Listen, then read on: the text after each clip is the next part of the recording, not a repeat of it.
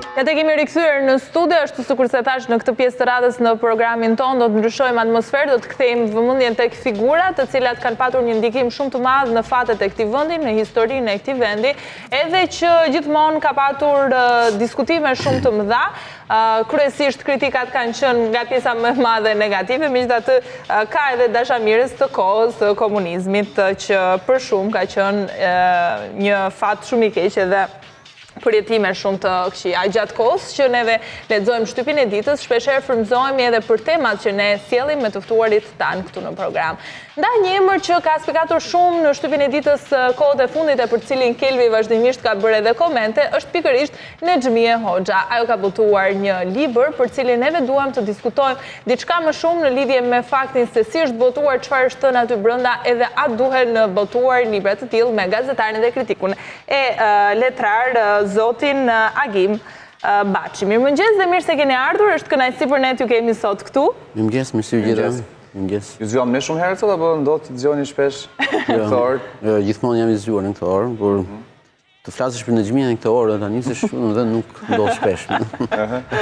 Të flasësh për librin. Unë kam gjithmonë, jo më kota rreth që kam gjithmonë një batuta apo komente për të bërë në lidhje me ato që lexoj për Nexhmije Hoxhën nëpër gazeta. Së fundmi, domethënë, nuk e di ka kap njerëz një lloj epidemie që thonë ekskluzive, Nexhmije Hoxha flet. Dhe thot gjëra që në fakt i thot gjithmonë, një datë gjëra. Se kuptoj pse gjithkohës të trajtoj diçka ekskluzive. Ka qenë një smundje ndoshta e medias në Shqipëri shpeshherë që në 7-8 gazeta ishte një gjë që ishte ekskluzive. Ekskluzive. Por në këtë rast, në ekskluzive ka patur vetëm një gazetë dhe pastaj është bërë libër. Dhe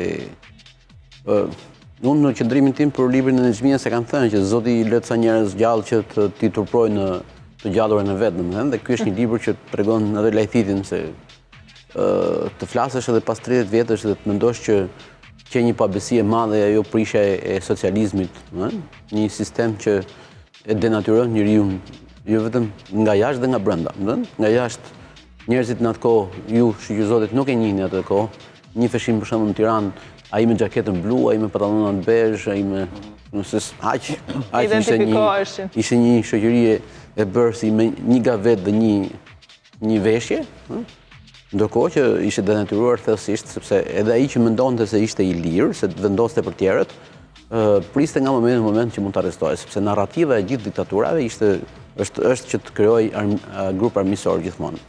Dhe historia ka treguar që Enver Hoxha e ka patur një traditë, po, sepse duke sa herë që liberalizohej diçka, ai krijonte një grup armiqësor për të bërë tjerët që të qëndronin të strukur dhe mos guxonin me e kritikuat sistem. Kështu që nuk është vetëm Enver Hoxhës, kjo ka ndodhur madje jam i bindur. Ajo vetë Nexhmija, domethënë mund të ketë patur parasysh historitë e Stalinit që e shkatroi familjen e vet dhe çoi gruan vet vrasje ose Mao Zedongit që dënoi shoqen. Kështu që nuk mund ndodhte kollaj fare sepse kjo ishte një traditë të gjithë diktaturave. Ai Enveri filloi duke vrarë burrin e motrës vet, domethënë që normalisht që e njihte shumë mirë, njiheshin dhe ai çdo diktator nuk do që të ketë afër ato të cilët e kanë njohur që fëmijë që i din ato gjërat nuk ka qejf ti tregoj. Libri është një trishtim i madh sepse kërkon të evokojë një histori sikur ka qenë e lavdishme, në fakt edhe ajo që më mbeti në mendje dhe që bashkohet pavarësisht me datën 20 shkurt që është nesër, është që ajo jep atë momentin e dhimbjes madhe në mbledhjen e byros që ishte atje që po të rriqej zvarr busti, ndërkohë që mund ndilnin parasysh të rreqja zvarre e mira shqiptarëve në kampe internimi, në pushkatime pa gjyq, pushkatime me gjyq të montuar, pushkatimi më tipik pa gjyq që ndoshta meritonte një gjyq publik pas 90-s, ka qenë ai bomba sovjetike që pas janë pushkatuar, madje edhe grua shtatzënd, ku është një histori rrënqese ku ato burra i kanë dalë përpara që mos ta kapte plumbi dhe prapë ato e kanë pushkatuar dhe nesër banorët e zonës këtej në periferia e Tiranës kanë dëgjuar ulërima, domethënë. Dhe në këtë libër nuk ka asgjë nga kjo, ka vetëm një dashuri të madhe, normal që ajo në vështrimin e vet aty do shkojë. Në demokraci është normale që gjithkush të botojë nga këto. Ajo që është e trisht është që hapësira e madhe që ka dhe leximet e mëdha që i bën Nexhmijës, ndërkohë që në këto 30 vite ne duhet pranojmë që kemi dështuar në dekomunizimin e shoqërisë. Pra, në vitet e para janë bërë gjyqe, janë dënuar ish byroist, janë dënuar edhe për genocid, për vrasin kufi. Por ajo që duhet bëj realisht, që ka qenë rëndësishme për këtë shoqëri, që të thuan të vërtetet e asaj kohe, të dekomunizohet shoqëria, pra të dalin në pah, jo thjesht dënimi personave, nuk më qetëson kjo gjë, nuk mund të bëj, nuk mund të jemi kënaqur siç kënaqeshin ato për duke vrarë të tjerët. Mua më intereson që të nxjerr në pah çfarë pasojash ka ky lloj denaturimi i madh njerëzor, sepse ato njerëz në 90 nuk është se ka përcjellë Ylberin dhe u bën krejt tjetër. Janë njerëz të edukuar në atë kohë, po në 90 ju shqyr nuk e dini që njerëzit ishin temruar nga partia akademik, profesor, regjisor, shkrimtar. E di si thoshte për shembull Lenini, për ju që mund të keni qef me shkruajtës, është në komunizëm, në sistemin tonë, thoshte, arti nuk është çështje individuale, është çështje shoqërisë. Pra, çdo gjë ishte në funksion të sistemit. Gjithë njerëzit punojnë dhe funksionin për të. Ai njeriu i ri që krijuan, domethënë që Sa mendoni që ka ndryshuar sistemi, po themi, shoqëror? Ja kësaj kohe. Për shembull, mua më duket sikur akoma njësoj është. Okej, atëherë të fusin në burg nëse me demek shaje partin, tani ngelesh singull për gjithmonë se ke pasur 5 dashur për shembull, nëse e femër. Domethënë, nëse atëherë të shani të thoshte që ajo ka biografi të keqe, tani mund të thonë që ajo ka pasur filanin dashur dhe ajo ku ka pasur me drogë, mos u merr me atë. Njerëzit akoma shqiptarët influencohen nga mendimet e të tjerëve. Kjo është e vërtetë. Shiko, jo vetëm shqiptarët. Në çdo vend botës ka, tjetri ka influencë. Kjo që morë tirë sportive, domethënë ideja të dashurve, është koncept sportiv. Po jo, dakord jam unë që ti e kemi shqetësimin e kohës, por ajo që më shqetëson mua është që ju si pres, unë përfshi veten time se 20 vjet e para i kam kaluar në atë sistem dhe deri diku kam menduar gjithmonë cilat janë pasojat e ndikimit tim dhe në familje, domethënë në shkolla. Por juve u bë një sondazh në 2016, fatkeqësisht, domethënë që nga OSBE dhe doli që mbi 50% njerëzve kishin një nostalgji, të rinjt nuk e njohin fare. Jonila Godole, madje këto ditë ka bërë ato ditët e kujtesës me IDMC-n, me Institutin për Demokraci dhe Kulturë, dhe është realisht është një nga ato aktivitetet që ka në fokus dhe të rinjt, që është pyet gjyshrit. Dhe fatkeqësisht na rezulton që kjo dhe nostalgjie është pjesë pikërisht e mungesës një qëndrimi të qartë të shoqërisë shqiptare ndaj pasojave të atij sistemi. Dhe të kesh një nostalgji për atë kohë, do të thotë që ti si shoqëri ke dështuar tua trekosh. Po pse? Shumë të rinj thonë, po pse shumë duhet të shkuara. Gjyshi yt, prindërit e tu, mësuesit e shkolla, mësuesit historisë, mësuesit e letësisë, ai që të ka edukuar, janë gjithë pasoja atij sistemi. Shumica, domethënë, janë edukuar në atë kohë. Kështu që do, ti do marrësh një pjesë të mënyrës se si ai është edukuar. Dhe ky lloj gërshetimi ka qenë shumë i rëndësishëm, por sidomos për brezin që vjen. Çfarë është më rëndësishme për mua? Të gjejmë mënyrën të themi të vërtetën e asaj kohe, sepse një shoqëri që nuk di të thotë vërtetën që i ka ndodhur, nuk di të ndërtojë asnjë të vërtetë nesme, nuk mundet dot. Dhe me librat e Nexhmijës, unë si gazetar, Nexhmijën do ta merrja dhe gjithë Nexhmijët që janë gjallë. Se këto nuk pendohen, kanë treguar gjatë gjithë kësaj kohe që nuk dinë të pendohen. Qëndrimi vazhdon të jetë stoik për faktin që komunizmi ka qenë. Ne duhet të ndihmojmë ato që të pendohen, dhe unë do të kisha marrë në intervistë si gazetar. Nuk kam ndonjë dëshirë të madhe, po të ndeshësh atë, do ta kisha marrë për krimet që ka bërë, për krimet që ka djeni, jo vetëm Nexhmijën, jo Muaslane, gjithë to që dalin dhe japin leksione demokracie. Dhe pastaj mundet që në fund fare ti pyesje që je penduar apo jo. Por të marrësh Nexhmijën, do të japit Nexhmija leksione demokracie. Kur ka kërcyer bashkë me shoqin kur dënoheshin miqtë e vet. Ka një gjë për shembull aty shumë cinike që akuzon fëmijët me çeut pse shitën prindërit, ndërkohë që vet ka marrë pjesë, domethënë kishte fiqëretën shoqe, bashkëndanin çdo gjë dhe tani a thuaj se ishin të lirë ato për të vendosur se çfarë do bënin dhe i lan këto të lirë vendosti ç'do bësh. Një cinizëm i thellë, domethënë dhe plus që kur thotë që aty mbaruan ëndrat për socializmin që kishte ndërtuar. Socializëm, ai sistem rau, shkriv, si ato, si njëri që nuk ka më zemër, gjithë Kadilli u shua, nuk kishe mend. Brezi më i trishtuar është brezi viteve 80-90, që jo vetëm që u rrit me një varfëri të tejskajshme, po u rrit dhe me një represion të jashtëzakonshëm të diktaturës, e cila nga varfëria shkoi dhe u fokusua tek indoktrinimi i thellë, domethënë, dhe tek kriminalizimi i shoqërisë. Për shembull, ju se dini që Tirana deri në 90-ën ka pas rreth 300.000 banor dhe sipas ish kryetarit të Komisionit për verifikimin e figurave, kishte 30.000 antarë të sigurimit shtetit. Pra ishte 11. Imagjino çfarë inkriminimi i madh i shoqërisë, çfarë denaturimi i madh i shoqërisë, ku ti nuk ishe më vetvetja. Dhe këto njerëz që nuk kanë mundur do të jenë vetvetja. Në këto 30 vite e kanë pas të vështirë të gjejnë një rrugtim, dhe ne nuk i kemi ndihmuar sepse historinë e kanë bërë po ato që e kanë shkruar, po ato që e kanë denaturuar në kohën e Enverit.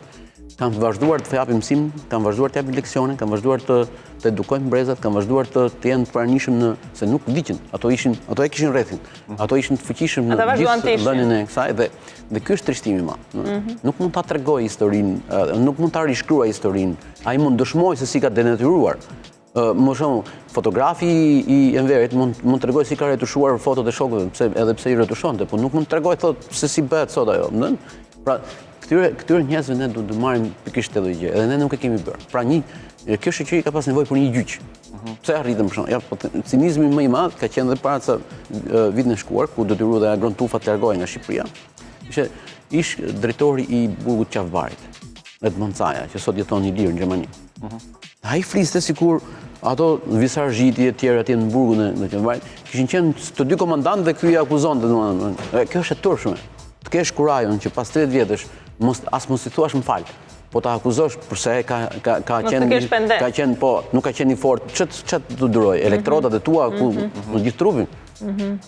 Se po të merren të dhënat, domethënë askush nga këto nuk mund të justifikohet që unë zbatova ligjin. Lehtësisht kjo është një banalitet, është perverzitet që dhe unë jam në kaluar u ndesha me një person që ka drejtuar deri vonë këto partinë e punës, partinë komuniste, që thoshte që unë isha në Spaç në atë kohë dhe pashi njerëzit jetojnë mirë. Sa po ndihen pasojat e komunizmit sot në Shqipëri? Shumë, nuk arritëm dot të krijojmë 30 vjet mbasi kemi. Unë jam i trishtuar për këtë sepse vetë personalisht nuk e kam besuar. Unë kam mbi 25 vite në media dhe nuk e kam menduar që do kishte kaq shumë pasoja. Vetë unë jam drejtuar njerëzve të gabuar sepse i drejtohesha elitës, në fakt ne nuk ishim elitë. Dhe cila është për shembull që nuk ndodh, unë shikoj drejtuesit kryeministrat e vendeve të rajonit që e kanë vështirë ose nuk guxojnë që të kundërshtojnë akademitë e tyre. Ne s'kemi fare, sepse ne kemi trashëguar një elitë që artin e vetëm kishte tundin e kokës ndaj udhëheqjes. Dhe sot ne kemi këtë lloj oportunizmi, këtë lloj konformizmi që na trishton, sepse nuk i lejon mundësinë që shoqëria të thotë vërtetat e veta. Nëse e tund kokën dhe nuk e kundërshton. Ato që ne paguajmë për të na orientuar për këtë gjë, sepse shoqëria paguan taksa që të ketë një elitë, të ketë akademik, të ketë profesor, për të na orientuar për gjëra që ne nuk dimë. Kur ato nuk flasin për këtë gjëra, atëherë krijohet një kaos, sepse qeveria përballë me qytetarin e thjeshtë e mund atë. Prandaj janë institucionet e ndërmjetme dhe prandaj janë institucionet e mendimit që detyrojnë ato të zgjedhurit që mos shkojnë në këtë lloj raporti që qeveria ta dhunojë qytetarin. Dhe kjo është pasojë asaj kulture. Dhe ato njerëz që u edukuan duke kënduar çdo mëngjes Partia Enver jemi gati kur do herë, që bënin çdo të martë ishte e marta politike që lexohej me dyrim gazeta dhe këto. Ka njerëz që thonë që komunizmi, ose ndoshta kanë jetuar mirë në atë epokë, komunizmi ka patur të mirat e vet. A ishini ndonjë të mirë asaj epoke? Janë të gjitha në funksion të atij sistemi për të mbijetuar, por se duhet me gjykuar me qëllimin. Qëllimi nuk ishte fare kënaqësia e qytetarëve shqiptar. Kënaqësia ishte që ato të mbanin gjallë atë lloj sistemi, dhe kështu që kush thotë që ka bërë shkolla, ka bërë çfarë do bënte? Edhe shkolla zoti bënte. Çfarë do bënte? Jo, ka bërë docentale, mos kishte as dritën. Megjithëse drita kishte vetëm Tirana, siç thoshin në atë kohë thoshin që gjithë Shqipëria punon vetëm për Tiranën. Libri ishte vetëm për njeriu njeri. Filmat ishin, më gjej një film të asaj kohe që njëri vuan për bukë. Asnjë. Janë gjithë jetojnë mirë. Po, edhe lumtur. Sepse Kino Studio proloi luftën, Kino Studio proloi atë realitetin, pra ishte një realitet i stisur, sepse e gjithë arti në përgjithësi në kohën e diktaturës prolon një realitet që i duhet. Dhe këtë lloj sëmundje për shembull ne kemi sot diktatura më e madhe në botë është imazhi, dhe ne jemi pasojë një imazhi që mund të jetë krejt ndryshe nga ai që kemi në realitet. Normal që nuk e shpikëm ne, nuk e shpiku komunizmi, e kanë çdo vend, por këtu është rënd për shkak se nuk kemi sqaruar, nuk kemi ditur të lexojmë të shkuarën tonë. Nuk kemi ditur të kthejmë kokën pas dhe temi që po, domethënë kështu ishte. Përjetime dhe meditime në jetën time politike, kështu quhet libri i Nexhmije Hoxhës, e cila ka shkruar në moshën 99 vjeçare. Pra, është i publikuar së fundmi, sa kohë ka që ka dalë. Në fund vitit 2019 ka dalë. Në fund të 2019. Si jo keni lexuar apo jo librin? Për detyrim për ta parë, sepse kur flet për një libër, është normale që duhet ta lexosh, domethënë janë por shumë njerëz kanë pasur mundësi ta lexojnë nëpër gazeta, domethënë, dhe do të mjaftonte edhe kaq për të kuptuar esencën edhe thelbin e për të trishtuar që unë kam pasur fatin dhe kam në shënimet e ish sekretarit personal Agjikrojit, që ka qenë sekretari personal i diktatorit dhe në 40 vjet në paradhomën e tij, dhe kur shoh shënimet e tij, madje është interesante sepse kur Nexhmije Hoxha në 85-ën kur vdiq diktatori, botoi shumicën e librave që ishin për atë, kur pa këto kujtimet i zboj. Madje është aty se thuhet që i largoi, sepse vetë ai Kroj duke i mbajtur shënim, nuk e kishte bashkuar kur puzzle-in. Puzzle-in bashkoi Nexhmija dhe kuptoi që përmes këtyre shënimeve ai dilte një ignorant, një pervers, një njeri që gëzohej, kërcente në zyrë kur dënoheshin shokët e vet. Po porosiste që të xhiroheshin gjyqjet, për shembull kur bëheshin gjyqjet që dënoheshin këto dhe ja jepnin të regjistruar dhe ai kërcente kur merrte këtë dënimin, domethënë kur dëgjonte për si u dënuan. Gëzohej për këto. Merr vetëm me thashë theme kush te bloku ku cila nga vajzat, cilët ishin këto. Vetëm shqetësimi për shqiptarët aty nuk është. Dhe ai e ka bërë në mënyrë në kështu instikte, dhe ka mbajtur shënim që rritë 3 muaj pa shkuar në zyrë, 6 muaj ja çonin rrogën në Pogradec ku pushonte. Pra nuk shqetësohej për këtë gjë. Ai ishte njëri banal, dhe gjithë jeta e tij të paktën saçi ka përshkruar ky, ishte një banalitet i gjallë. Ndërkohë, në Nexhmija do të japi heroizëm atë një njeriu që në fakt e ka zhytur këtë vend sa pasojat e asaj diktature dhe pas 30 vjetësh, janë kaq të mëdha. Në mënyrën e të menduarit, në mënyrën e të parit shkuarës, në mënyrën e të parit tjetrit, sepse në diktaturë tjetri është vetëm armik. Një sistem që fut burrin me gruan, familjen, në sherr me njëri tjetrin.